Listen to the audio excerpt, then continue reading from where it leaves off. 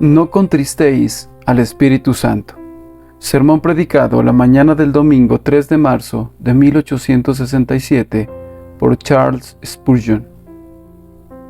Y no contristéis al Espíritu Santo de Dios, con el cual fuisteis sellados para el día de la redención. Efesios 4, versículo 30. El hecho de que el Espíritu Santo pueda ser contristado es una prueba muy clara de su personalidad. Sería muy difícil imaginar que una influencia o que una mera emanación espiritual sean contristadas. Solo se puede contristar a una persona, y ya que el Espíritu Santo puede ser contristado, vemos que Él es una subsistencia distinta de la Sagrada Trinidad. No le roben nada de la gloria que le es debida, antes bien, sean siempre diligentes en rendirle el homenaje. Además, nuestro texto nos revela la estrecha conexión que hay entre el Espíritu Santo y el creyente. Él ha de tener un interés tierno y afectuoso en nosotros, puesto que es contristado por nuestras imperfecciones y por nuestros pecados. No es un Dios que reina en solitario aislamiento, separado por un gran golfo. Antes bien, el bendito Espíritu entra en un contacto tan íntimo con nosotros, hace observaciones tan minuciosas y tiene consideraciones tan tiernas que puede ser contristado por nuestras fallas e insensateces.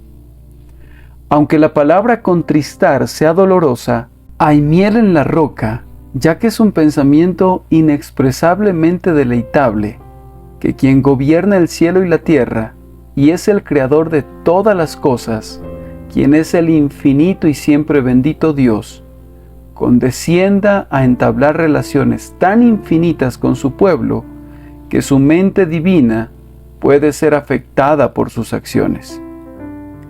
¡Qué maravilla es que se diga que la deidad se contrista por las faltas de seres tan completamente insignificantes como somos nosotros! Tal vez no debamos entender la expresión literalmente, como si el Sagrado Espíritu pudiera ser afectado por una tristeza semejante a la tristeza humana. Pero no debemos renunciar a la seguridad consoladora de que Él siente el mismo interés profundo por nosotros que el interés que siente un padre cariñoso por un amado hijo díscolo. ¿Y no es esto algo maravilloso? Que aquellos que no lo sientan se queden inconmovibles, pero en cuanto a mí, no cesaré de asombrarme y de adorar. Primero, el primer punto que vamos a considerar en esta mañana es el pasmoso hecho de que el Espíritu Santo sea contristado. Ese Espíritu tierno y amoroso que espontáneamente se ha responsabilizado de revivirnos de nuestra muerte en el pecado y de ser el educador de la nueva vida que ha implantado en nosotros, ese instructor divino, iluminador, consolador, recordador, a quien Jesús ha enviado para que sea nuestro guía y maestro permanente, puede ser contristado. Nosotros podemos contristar a ese Espíritu cuya energía divina es vida para nuestras almas, rocío para nuestras gracias, luz para nuestros entendimientos y consuelo para nuestros corazones. La paloma celestial puede ser turbada, el fuego celestial puede ser sofocado, el viento divino puede ser resistido, el bendito Paráclito puede ser tratado con desprecio. La profunda pena amorosa del Espíritu Santo es atribuible a su carácter santo y a sus perfectos atributos.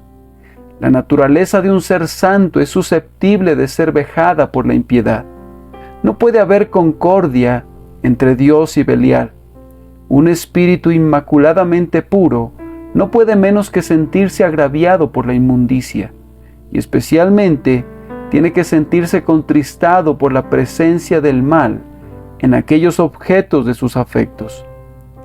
El pecado en cualquier parte tiene que ser desagradable para el espíritu de santidad, pero el pecado de su propio pueblo es aflictivo para Él en grado sumo. Él no odiará a su pueblo, pero odia en verdad sus pecados, y máxime cuando anidan en el pecho de sus hijos. El Espíritu no sería el Espíritu de verdad si aprobara lo falso en nosotros. No sería puro si lo contristara lo que es impuro en nosotros. No podríamos creer que fuera santo si mirara complacido nuestra impiedad. Tampoco pensaríamos que fuera perfecto si nuestra imperfección fuera considerada por Él sin desagrado. No, como Él es lo que es, el Espíritu Santo y el Espíritu de Santidad, entonces todo lo que en nosotros resulte ser deficiente en relación a su propia naturaleza, tiene que contristarle. Él nos ayuda en nuestras debilidades, pero se contrista por nuestros pecados. Él se contrista con nosotros por nuestra propia causa, pues Él sabe cuánta miseria nos ocasionará el pecado. Ah, oveja incauta, parece decir, conozco el oscuro monte sobre el que habrás de dar un traspié. Veo las espinas que te desgarrarán y las heridas que te horadarán. Oh, oveja descarriada, veo la vara que confeccionas para azotar tu propia espalda con tus insensateces. Yo sé, pobre descarriado, en qué mar de problemas te adentrarás por esa terca voluntad, esa irascibilidad, ese amor al yo y esa ardiente persecución de ganancias. Él se contrista por nosotros porque ve cuánta disciplina merecemos y cuánta comunión perdemos. Pudiendo estar sobre el monte de la comunión, nos encontramos suspirando en el calabozo del desánimo, y todo por motivos de comodidad carnal. Preferimos ir por el prado de circunvalación, abandonando el camino indicado porque era áspero. El espíritu se contrista porque nos adentramos así en las tinieblas de un aborrecible calabozo y nos sometemos a los golpes del tolete de manzano silvestre del gigante desesperación. Él mira anticipadamente cuán amargamente lamentaremos el día en que nos apartamos de Jesús y nos traspasamos con muchas aflicciones. Él ve anticipadamente que el rebelde de corazón será colmado de sus propios caminos y se contrista porque mira desde antes la aflicción del rebelde. El dolor de una madre por las acciones indebidas de su hijo pródigo no es tanto el sufrimiento que le ha sido causado directamente a ella, como la aflicción que ella sabe que su hijo atraerá sobre sí. David no lamentaba tanto su propia pérdida de su hijo, como lamentaba la muerte de Absalón, con todos sus terribles resultados para Absalón mismo. Hijo mío, Absalón, hijo mío, Absalón. Aquí vemos una profunda aflicción, pero la siguiente frase nos muestra que no era de ninguna manera egoísta, pues estaba anuente a experimentar un mayor dolor en sí mismo. ¿Quién me diera que muriera yo en lugar de ti, Absalón, hijo mío, hijo mío? Tal es el santo contristarse del Espíritu de Dios por aquellos en quienes mora. Es por causa de ellos que está apesadumbrado. Además, es sin duda por causa de Jesucristo que el Espíritu está contristado. Nosotros somos la compra hecha por la muerte de Jesús en el madero. Él nos ha comprado con un precio muy caro y debe poseernos eternamente para sí. Y si no nos posee por completo como suyos, pueden concebir muy bien que el Espíritu de Dios esté contristado. Hemos de glorificar a Cristo en estos cuerpos mortales. El único fin y el propósito de nuestro deseo han de ser coronar con joyas esa cabeza que una vez fue coronada de espinas. Es lamentablemente que fallemos tan frecuentemente en este servicio razonable. Jesús merece lo mejor nuestro. Cada herida suya nos reclama, y cada dolor que soportó, y cada gemido que escapó de sus labios, es un renovado motivo para una perfecta santidad y una completa devoción a su causa. Y debido a que el Espíritu Santo nos ve ser tan traidores al amor de Cristo, tan falsos para con esa sangre redentora, tan olvidadizos a nuestras solemnes obligaciones, Él se contrista por nosotros porque deshonramos a nuestro Señor. ¿Me equivocaría si dijera que se contrista por nosotros en razón de la Iglesia? ¿Cómo podrían ser útiles algunos de ustedes si solo vivieran de conformidad con sus privilegios? Ah, hermanos míos, ¿cómo ha de contristarse seguramente el Consolador por nuestra causa, siendo ministros, cuando nos pone como atalayas, pero no vigilamos y la iglesia es invadida? Cuando nos asigna la comisión de ser sembradores de la buena semilla, y nuestras manos están llenas a medias, o cuando esparcimos hierbas malas y cizaña en lugar de sembrar el buen trigo. ¿Cómo ha de contristarse por nosotros porque no tenemos esa ternura de corazón, ese derretimiento de amor, esa vehemencia de celo, esa entrega de alma que deberíamos exhibir? Cuando la iglesia de Dios sufre daño por causa nuestra, el Espíritu ama a la iglesia y no puede soportar verla robada y despojada, ver que sus hijos anden descarriados, que sus hijos heridos no conciban y reciban socorro, y que sus corazones quebrantados no sean sanados, porque somos indiferentes a nuestro trabajo y descuidados en nuestra labor por la iglesia. El Espíritu Santo está muy desasosegado, pero no es únicamente con los ministros, sino con todos ustedes, pues hay un nicho que cada uno de ustedes debe llenar, y si queda vacante, entonces la iglesia pierde por culpa de ustedes. El reino de Cristo sufre daño, el ingreso que debía percibirse en Sión se agota, y el Espíritu Santo se contrista. Su falta de oración, su carencia de amor, su falta de generosidad, todas estas cosas podrían ser tristes lesiones para la iglesia de Dios, y por tanto, el amoroso Espíritu de Dios se desasosiega. Además, recuerden que el Espíritu de Dios deplora los defectos de los cristianos en razón de los pecadores, pues el oficio del Espíritu es convencer al mundo de pecado, de justicia y de juicio. Pero el rumbo de muchos creyentes es directamente contrario a esta obra del Espíritu. Sus vidas no convencen al mundo de pecado, antes bien, tienden a consolar a los transgresores en su iniquidad. Hemos oído de las acciones de algunos profesantes que son citados por los mundanos como una excusa para sus pecados. Personas abiertamente profanas han dicho: miren a esos cristianos, hacen esto y lo otro. ¿Y por qué no podríamos hacerlo nosotros? No es bueno que Jerusalén consuele a Sodoma, ni que los crímenes de los paganos encuentren precedentes en los pecados de Israel. La obra del Espíritu es convencer al mundo de justicia, pero muchos profesantes convencen al mundo de lo opuesto.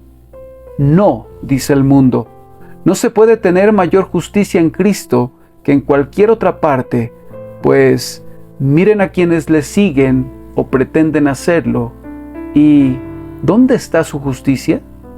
No es mayor que la de los escribas o de los fariseos. El Espíritu de verdad convence al mundo del juicio venidero, pero cuán pocos de nosotros le ayudamos en esa grandiosa obra. Vivimos y actuamos y hablamos como si no hubiera un juicio venidero. Trabajamos arduamente por obtener riquezas, como si este mundo no se preocupara por las almas, como si el infierno fuera un sueño. Impasibles ante las realidades eternas, inconmovibles frente a los terrores del Señor, indiferentes a la ruina de la humanidad, muchos profesantes viven como viven los mundanos y están tan lejos de ser cristianos como lo están los infieles. Este es un hecho indisputable, pero es un hecho que debe lamentarse con lágrimas de sangre.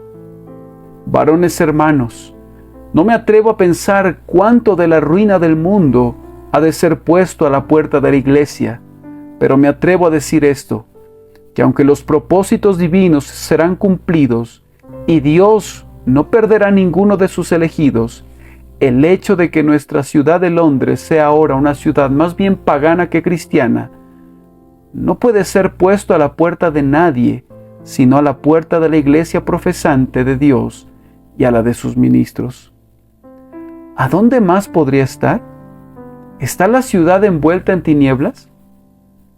No tendría que haber sido así. Si hubiéramos sido fieles, no habría sido así. Si somos fieles en el futuro, no permanecerá siendo así por largo tiempo.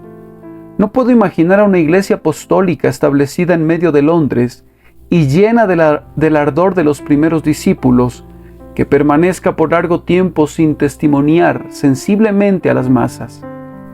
Yo sé que el incremento de nuestra población es inmenso. Yo sé que estamos agregando cada año un nuevo poblado a esta ciudad agigantada, pero no voy a aceptar la idea, o me atrevo, de que el celo de la Iglesia de Dios, si estuviera en su nivel correcto, fuera demasiado débil para adaptarse al caso. Es más, hay suficiente riqueza entre nosotros, si fuera consagrada, para construir tantas casas de oración como fueran necesarias. Hay suficiente habilidad entre nosotros, si fuera dedicada al ministerio de la palabra, para producir una suficiencia de predicadores de la cruz. Tenemos todo el vigor mental y pecuniario que se requiere. El punto en que fallamos es este: somos limitados en poder espiritual, somos miserables en gracia, tibios en celo, magros en devoción, tambaleantes en fe. No estamos estrechos en nuestro Dios, estamos estrechos en nuestras entrañas. Hermanos, yo creo que el Espíritu de Dios es grandemente contristado por muchas iglesias en razón de los pecadores en sus congregaciones que reciben escasos cuidados, escasas oraciones y ninguna lágrima. Quisiera que este pensamiento nos moviera a nosotros y a nuestros hermanos a enmendar nuestros caminos. En segundo lugar, hemos de referirnos a las causas deplorables que motivan que el Espíritu Santo se contriste. El contexto nos sirve de ayuda. Aprendemos que los pecados de la carne, la inmundicia y la maledicencia de cualquier tipo, lo contristan. Noten el versículo precedente: ninguna palabra corrompida salga de vuestra boca. Cuando un cristiano cae en el hábito de hablar de una manera inmoral y poco comedida, cuando se deleita en cosas que son indecorosas, aunque no se sumergiera en la comisión de alguna inmundicia externa, el Espíritu de Dios no se agrada de él. El Espíritu Santo descendió sobre nuestro Señor como paloma, y una paloma se deleita en los ríos de agua pura, pero rehúye todo tipo de inmundicia. En los días de Noé, la paloma no halló donde sentar la planta de su pie por todos los cadáveres que flotaban en el desperdicios. Y de igual manera, la paloma celestial no encuentra reposo en las cosas muertas y corruptas de la carne. Si vivimos en el Espíritu, no obedeceremos los deseos de la carne. Quienes caminan en pos de la carne no saben nada del Espíritu. Según el versículo 33, nos da la impresión de que el Espíritu Santo es contristado si albergamos amargura, enojo, ira, gritería y maledicencia y toda malicia. Si en la iglesia cristiana hay disensiones y divisiones, si un hermano habla mal de su hermano y si la hermana habla mal de su hermana, el amor está ausente y el espíritu de amor no estará presente por largo tiempo. La paloma es el emblema de la paz. Uno de los tempranos frutos del Espíritu es la paz. Mis queridos amigos, yo espero que como una iglesia, si hubiera algún sentimiento maligno y secreto entre nosotros, si hubiera alguna raíz oculta de amargura, aunque todavía no hubiera brotado para turbarnos, puede ser quitada y destruida de inmediato. Yo no tengo conocimiento de una cosa así de abominable, y me siento feliz de poder decirlo. Confío en que caminamos juntos en santa unidad y concordia de corazón. Y si alguien está consciente de alguna amargura, aunque fuera en una medida muy pequeña, ha de deshacerse de ella, para que el Espíritu de Dios no sea contristado por su culpa y contristado por la iglesia de Dios debido a esa persona. No tengo ninguna duda de que el Espíritu se contrista grandemente cuando ven los creyentes algún grado de amor al mundo. Su celo celestial es provocado por ese tipo de amor impío. Si una madre viera que su hijo está encariñado con otra persona que no es ella, si supiera que es más feliz en la compañía de un extraño que en la suya propia, consideraría eso una pena muy dura de sobrellevar. Ahora bien, el Espíritu de Dios nos da a nosotros, los creyentes, gozos y consuelos abundantes. Y si nos ve que damos la espalda a todas esas cosas para unirnos a la compañía mundana, para alimentarnos ávidamente de los mismos vanos gozos que satisfacen a los mundanos, siendo un Dios celoso, consideraría eso como un gran desprecio contra Él. ¿Cómo? ¿Acaso el buen pastor endereza la mesa con las exquisiteces mismas del cielo y nosotros preferimos devorar las algarrobas que comen los cerdos? Cuando pienso en un cristiano que trata de encontrar su gozo allí, donde los mundanos más viles encuentran los suyos, difícilmente puedo imaginar que sea cristiano, o si lo fuera, seguramente contrista grandemente al Espíritu de Dios. Vamos, antepones al mundo que profesas haber encontrado vacío y vano y engañoso. Antepones eso a las cosas más escogidas del reino de la gracia, y aunque profeses que te hizo sentar en los lugares celestiales con Cristo Jesús, todavía te revuelcas en el polvo como lo hacen los demás. ¿Qué dice el mundo? Dice, aquí está uno de esos cristianos que vienen en pos de un poco de felicidad. Pobre alma, su religión no le proporciona ningún gozo y por tanto busca un poco de dicha en otra parte.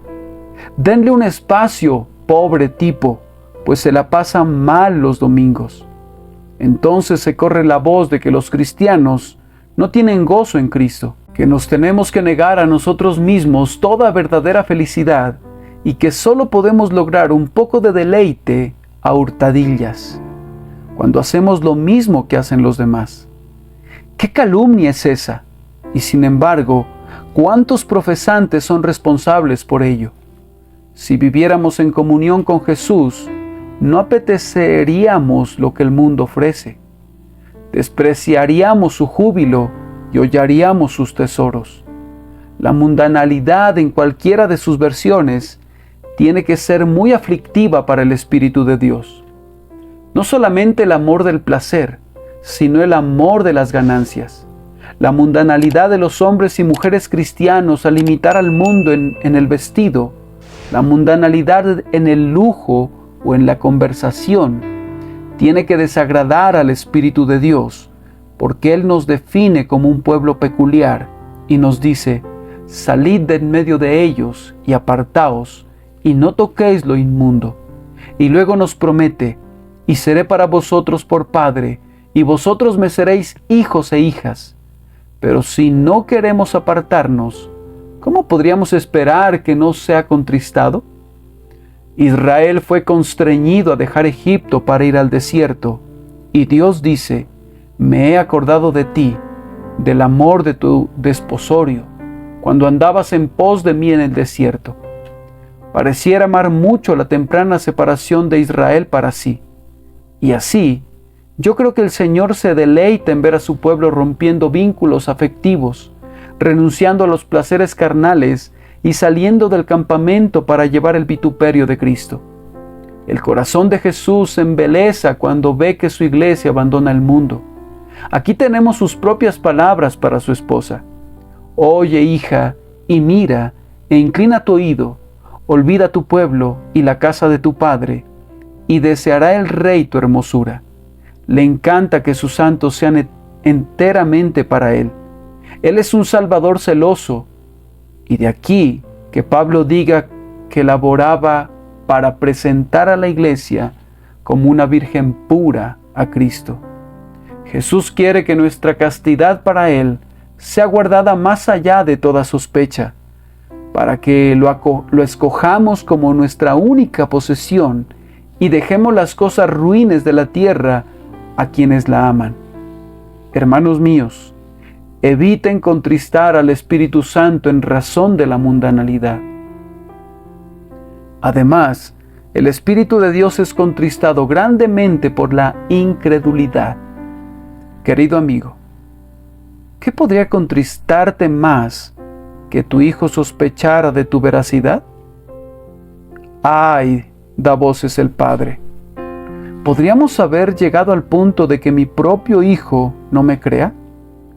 ¿Ha de ser mi promesa rechazada en mi cara y me ha de decir mi propio hijo, Padre mío, ¿no puedo confiar en ti?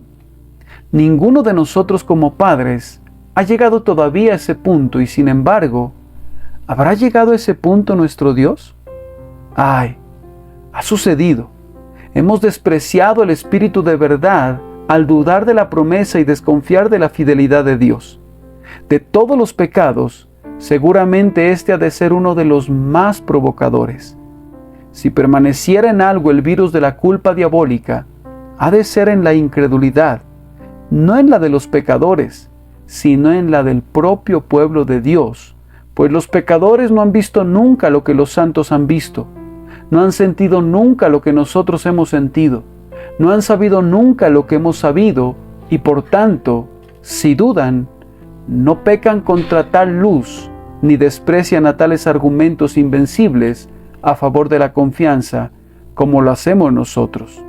Que Dios perdone nuestra incredulidad y que nunca más contristemos a su Espíritu. Adicionalmente, el Espíritu es contristado sin duda por nuestra ingratitud.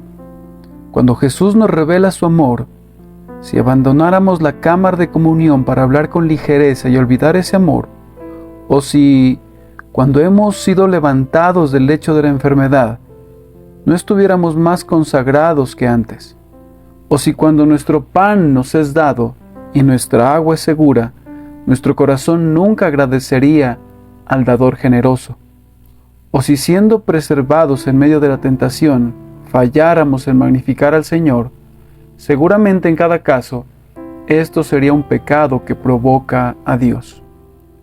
Cuando agregamos altivez a la ingratitud, entonces contristamos gravemente al Espíritu bendito. Cuando un pecador salvado se vuelve altivo, insulta la sabiduría del Espíritu de Dios por su necedad, pues, ¿qué podría haber en nosotros para estar orgullosos? El orgullo es una hierba mala que crece en cualquier tipo de suelo. ¿Orgullosos de las misericordias de Dios? Es como si estuvieras orgulloso de estar endeudado.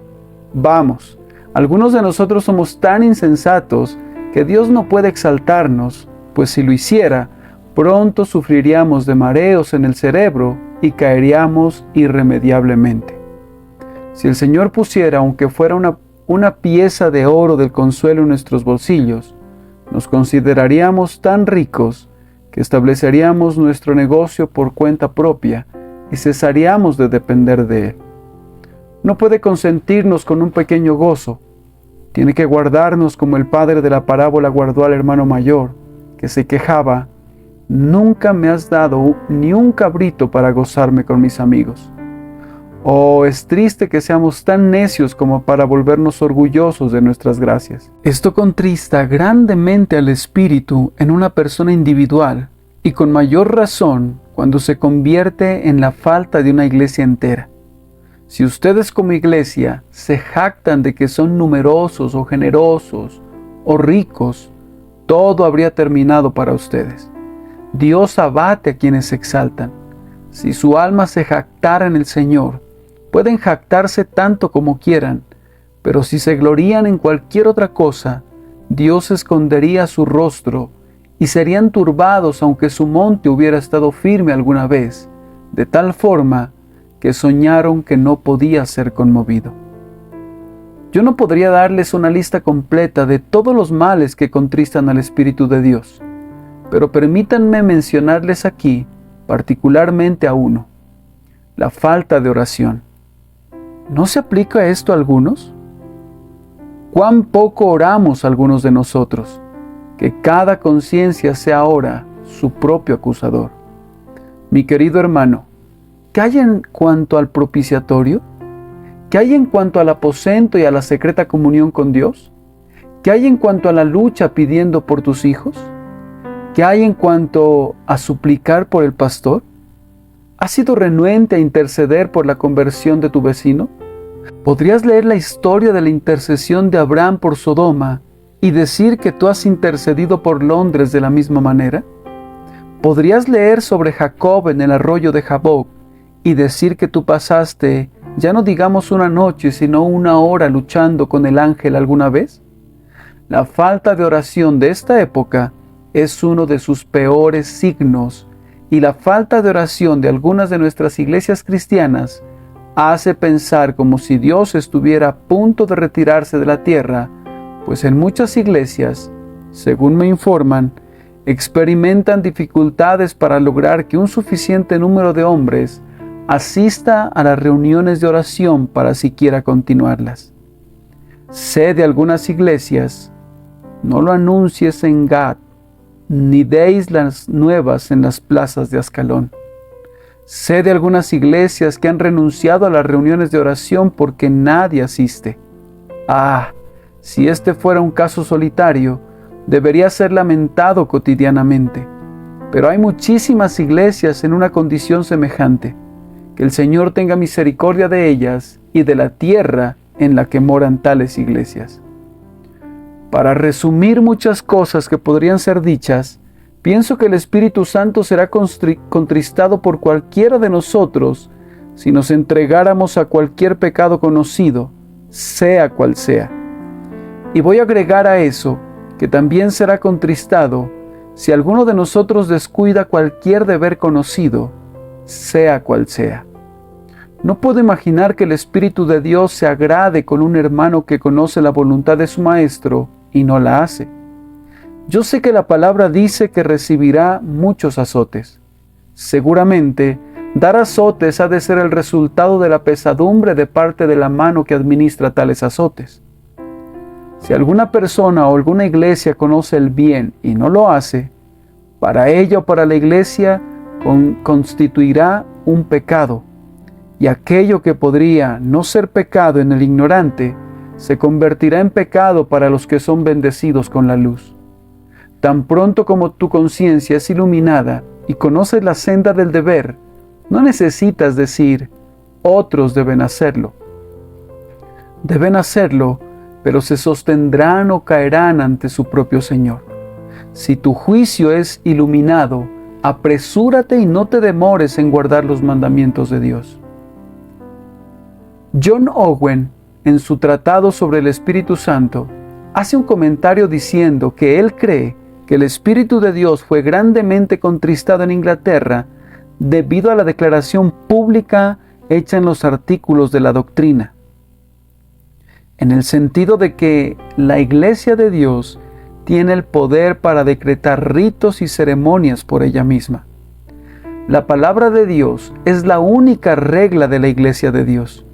En la medida en que la Iglesia de Inglaterra, así llamada, reclama ser su propio legislador, contrista al Espíritu.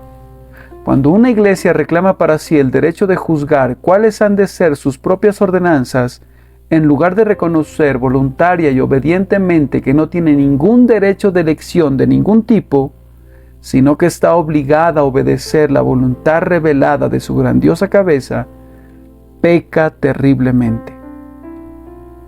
El deber de todos los cristianos es escudriñar la palabra para conocer cuáles son las ordenanzas que Dios ha establecido y mandado. Y una vez estando claros de la regla de la palabra, nos corresponde obedecerla. Si vieran el bautismo infantil en la palabra, no lo descuiden. Si no estuviera allí, no lo consideren. Aquí he de expresar un pensamiento que me ha perseguido por largo tiempo. Tal vez la triste condición presente de la Iglesia cristiana y el predominio del dogma de la regeneración bautismal puedan ser rastreados al descuido que reina casi universalmente en la Iglesia en relación a la grandiosa ordenanza cristiana del bautismo de los creyentes. Los hombres se ríen de cualquier plática con respecto a esto, como si el tema no tuviera ninguna importancia. Pero me permito decir que independientemente de cuál sea la verdad sobre esa ordenanza, vale la pena que cada creyente la descubra. Me reúno constantemente con personas que no tienen ningún tipo de fe en el bautismo infantil y han renunciado a él desde hace mucho tiempo. Y sin embargo, aunque admiten que deberían ser bautizados como creyentes, descuidan el deber como si fuera algo sin importancia.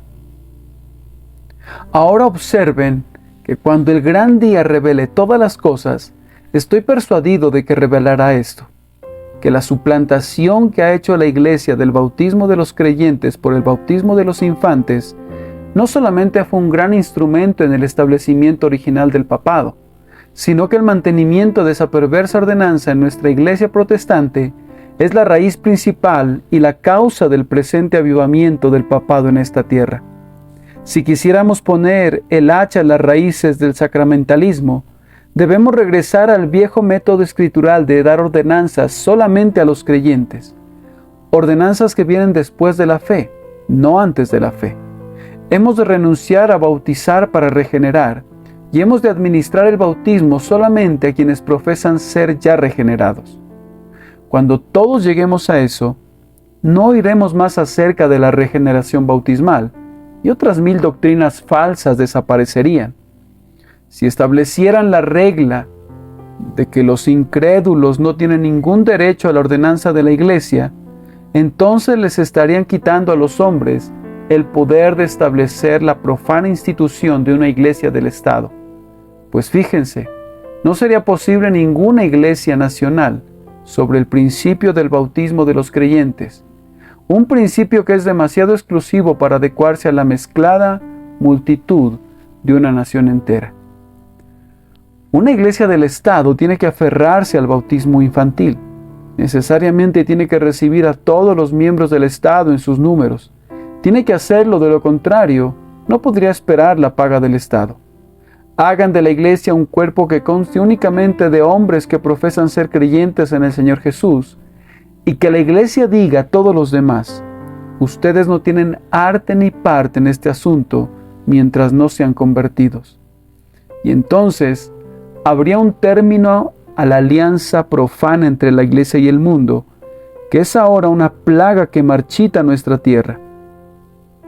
Los errores de doctrina, de práctica y de gobierno podrían provocar que no caiga el rocío del cielo. Ustedes dirán: esos errores no impidieron los avivamientos en otros días. Tal vez no, pero Dios no siempre pasa por alto nuestra ignorancia. En estos días nadie necesita ser ignorante acerca del misterio del bautismo infantil. El error ha evolucionado hasta su pleno desarrollo y ha alcanzado tal clímax que cada cristiano debe darle su más sincera consideración. La culpa se apodera de nosotros si no somos sinceros en buscar las raíces de un mal que es la causa de un daño tan letal en la tierra. Sí, como iglesia, somos claros en nuestro testimonio sobre este punto. Les imploro que verifiquen si hay algún otro error del que pudieran ser acusados. ¿Hay alguna parte de la Escritura que no hayamos atendido? ¿Hay alguna verdad que hayamos descuidado? Hemos de estar dispuestos a renunciar a nuestras más preciadas opiniones al mandato de la Escritura, cualesquiera que pudieran ser. Les digo lo mismo que digo a los demás, que si la forma de gobierno de nuestra iglesia, si la manera de nuestra administración de las ordenanzas cristianas, si las doctrinas que sostenemos no son justificadas por la palabra de Dios, debemos ser fieles a nuestras conciencias y a la palabra, y estar dispuestos a cambiar según la luz que hemos recibido. Debemos renunciar a la idea de estereotipar cualquier cosa. Debemos estar listos en cualquier momento y en todo momento a hacer justo aquello que el Espíritu de Dios quiere que hagamos, pues si no lo hacemos, no podemos esperar que el Espíritu de Dios permanezca en nosotros. o que tengamos un corazón que sirva a Dios perfectamente, o que un corazón así se ha dado a todo su pueblo, de tal manera que esté dispuesto a renunciar a toda autoridad, antigüedad, gusto y opinión, y a inclinarse únicamente ante el Espíritu Santo. Que la Iglesia camine todavía según la simple regla del libro de Dios y de conformidad con la luz del Espíritu de Dios, y entonces cesaremos de contristar al Espíritu Santo. Tercero, en tercer lugar, y muy brevemente, demasiado brevemente, veremos el lamentable resultado de que el Espíritu Santo sea contristado. Estando en el Hijo de Dios, eso no conducirá a su entera destrucción, pues ningún heredero del cielo puede perecer. Tampoco les será retirado completamente el Espíritu Santo, pues el Espíritu de Dios nos es dado para que permanezca con nosotros para siempre. Pero los efectos nocivos son, sin embargo, sumamente terribles. Mis queridos amigos, ustedes perderían todo sentido de la presencia del Espíritu Santo. Él se ocultaría de ustedes y no habría rayos de consuelo, ni palabras de paz, ni pensamientos de amor. Habría lo que Cowper llama un doloroso vacío que el mundo no puede llenar jamás. Si contristaran al Espíritu Santo, perderían todo gozo cristiano. La luz les sería retirada y tropezarían en la oscuridad. Los propios medios de la gracia que una vez fueron un deleite no tendrían ninguna música para su oído. Su alma no sería más como un huerto regado, sino como un aullante páramo. Si contristaran al Espíritu Santo, perderían todo poder. Si oraran, sería una oración muy débil y no prevalecerían con Dios. Cuando leyeran las Escrituras, no serían capaces de descorrer el pestillo y forzar su paso para adentrarse en los misterios de la verdad. Cuando subieren a la casa de Dios, no experimentarían nada de ese devoto alborozo, de ese correr sin cansarse, de ese caminar sin desfallecer. Se sentirían como se sintió Sansón cuando perdió su cabello, débil, cautivo y ciego. Si el Espíritu Santo se apartara y la seguridad se fuera, se presentarían las dudas y surgirían los cuestionamientos y las sospechas. ¿Amo al Señor o no? ¿Soy suyo o no lo soy? Si contristaran al Espíritu de Dios, la utilidad cesaría. El ministerio no rendiría ningún fruto. Su trabajo en la escuela dominical sería estéril. Hablarles a otros y trabajar para otras almas sería como sembrar en el viento. Si una iglesia contrista al Espíritu de Dios, las plagas vendrán y marchitarán su hermoso jardín. Entonces sus días de solemne asamblea no tendrían ninguna aceptación en el cielo. Sus hijos, aunque todos ellos fueran ordenados como sacerdotes para Dios, no ofrecerían ningún incienso aceptable. Si la iglesia contrista al Espíritu, no podría bendecir a la época en que vive, no proyectaría ninguna luz en las tinieblas circuncidantes.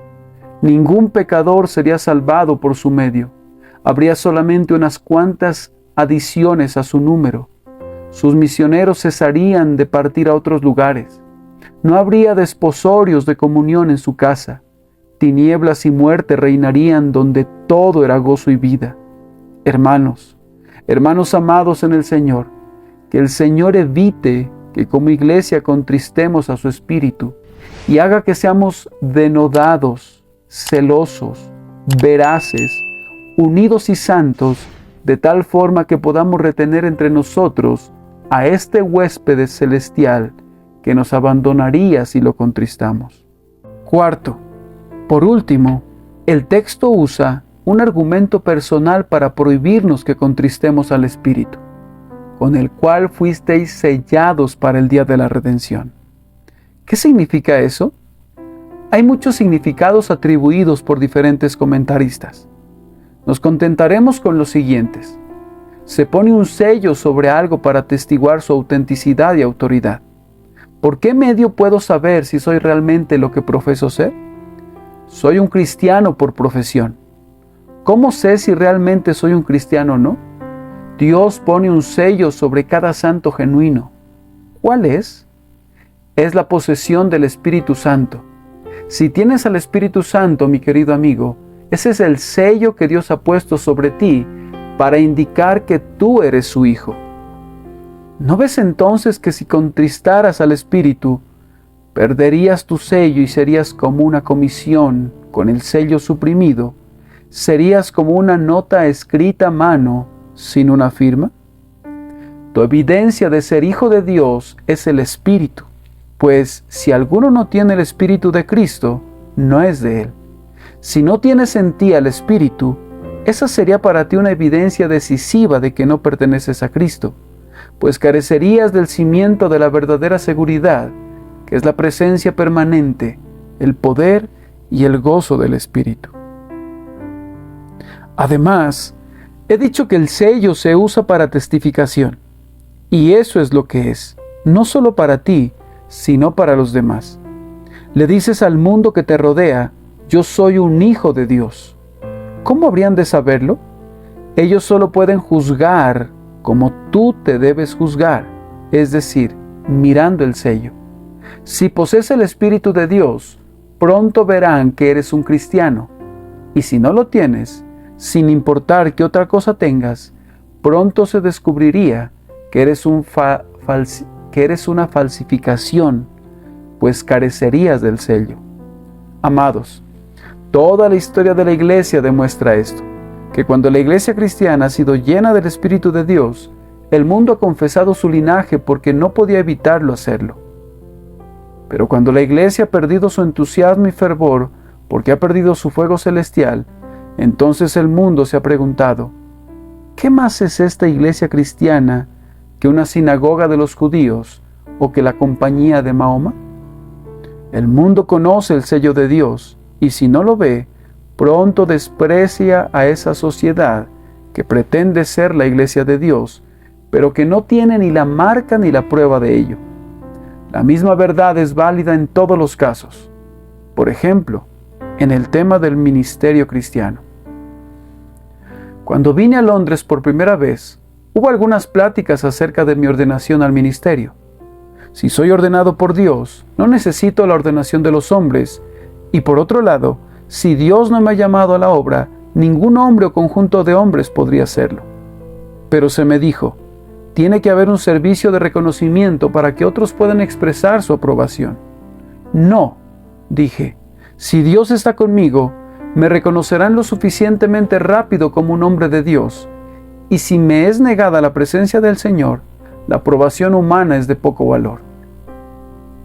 Hermanos, si profesan ser llamados a cualquier forma de ministerio, su única manera de demostrar su llamamiento sería mostrando el sello del Espíritu.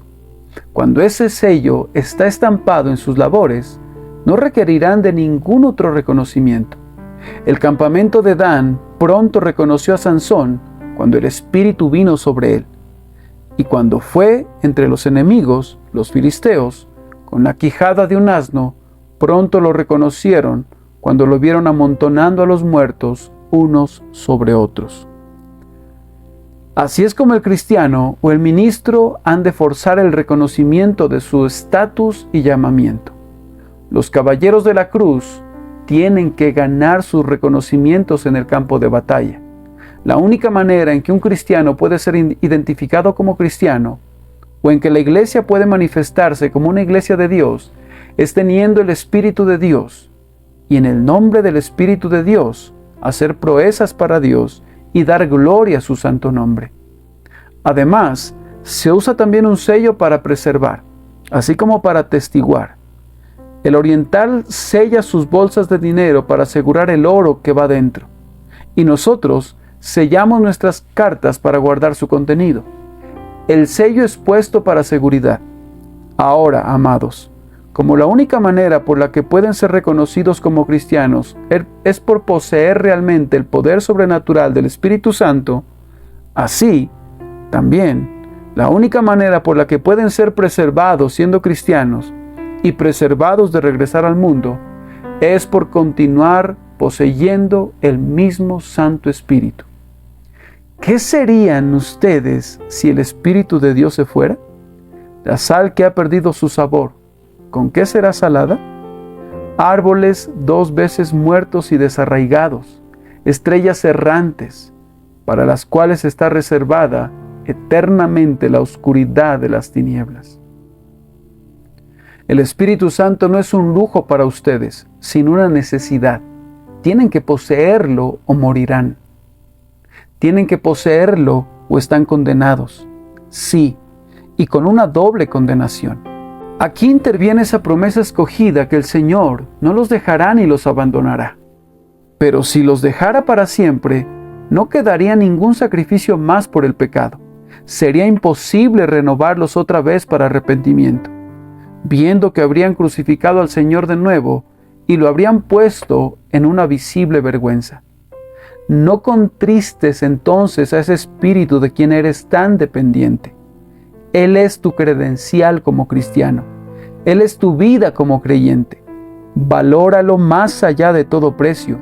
Habla de Él con tu cabeza inclinada, con asombro reverente.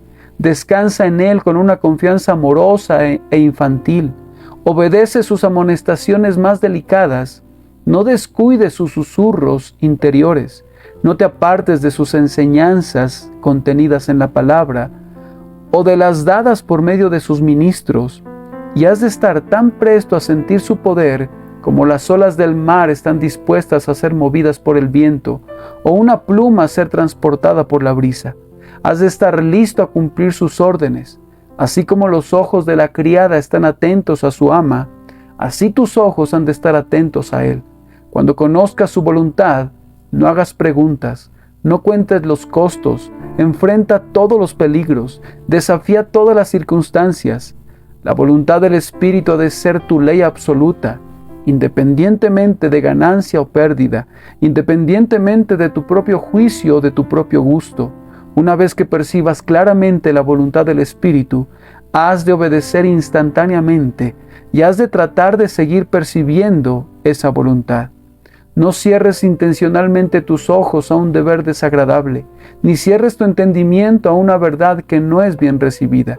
No te apoyes en tu propio entendimiento.